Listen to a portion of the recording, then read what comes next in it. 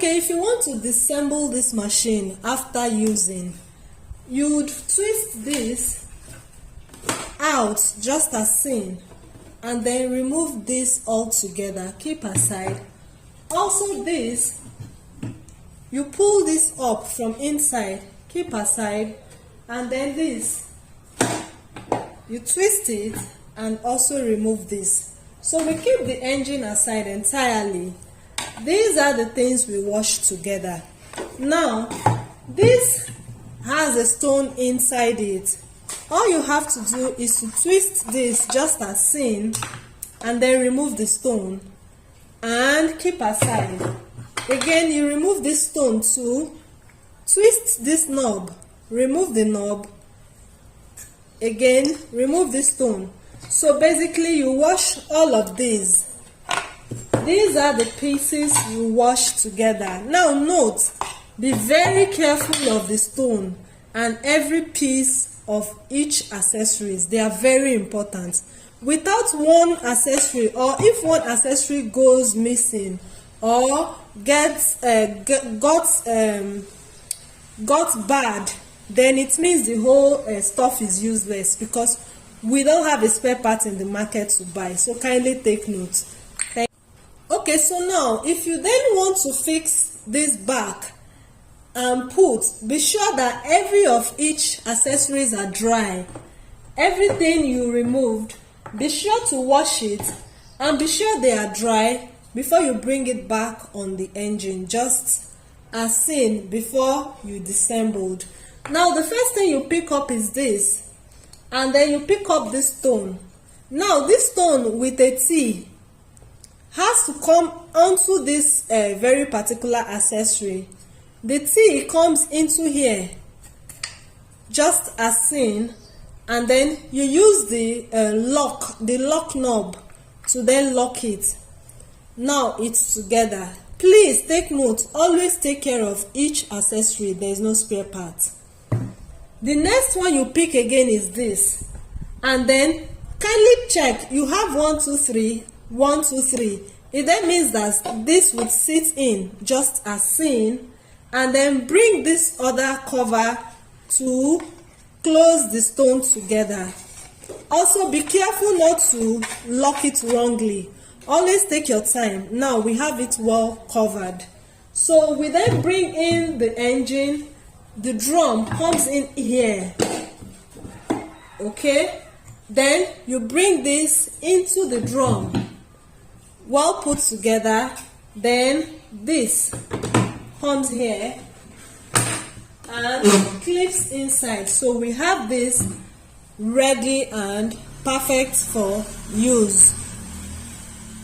Now, very important notice, when you are blending and you use generator, this thing would get overheated and it will not give you a good timing for you to enjoy blending before the overheating takes place.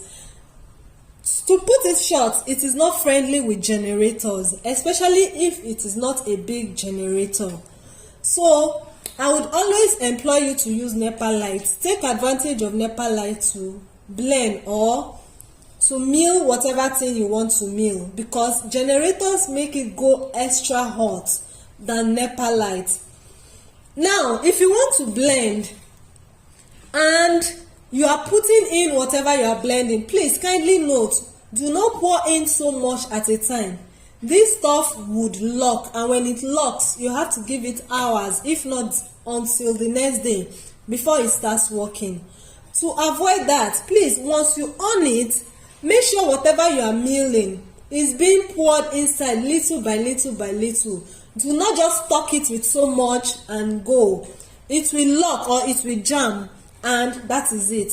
You have to give it like a day for it to go back to its reset button. So like I said, do not rush anything if you are blending. Now we have the buttons.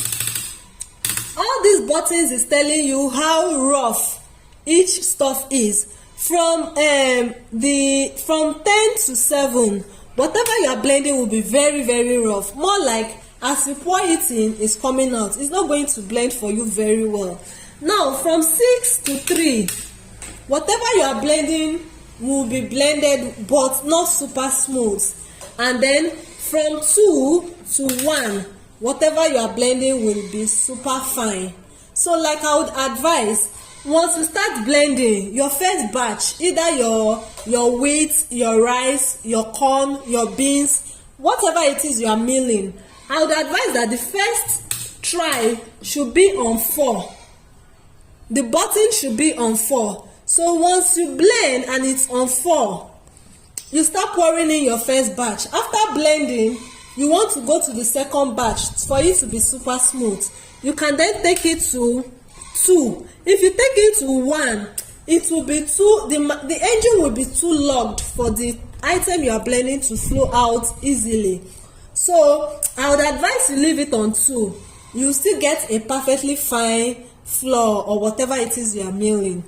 Now kindly take note, if you put it on 2 and after you blend that second batch is not smooth, you have to go the third time until you get your desired what's it called, flour or consistency. Now note, you have to be extremely fast and time yourself. These blenders, they are not like the regular blenders. Once they are overheated, there is nothing you can do about it. Whatever you are blending will stop, it will not peak. You will see that the light is on but the engine would not work. So whatever you are blending has to just, whatever you are blending with the miller has to just be paused until the miller is cold, or until the miller is what's the English to use, until the miller is cold or has left the overheating process before it can then start blending again. Like I said, remember, this is not the regular traditional blender. This is a stone grinder, so it does its thing by its own timing. You cannot rush it or do otherwise about it.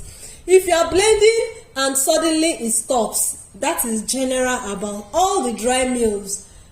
Don't panic, just leave whatever you are grinding, give it some hours. Sometimes I leave it till the next day and then continue my grinding. You have to do this until you get used to the grinder, know the timing, and then follow up from there. But whenever you are grinding and you see any form of stopping, do not panic. Instead, just leave the grinder to cool off from the overheating and then start again as it should be. Thank you very much.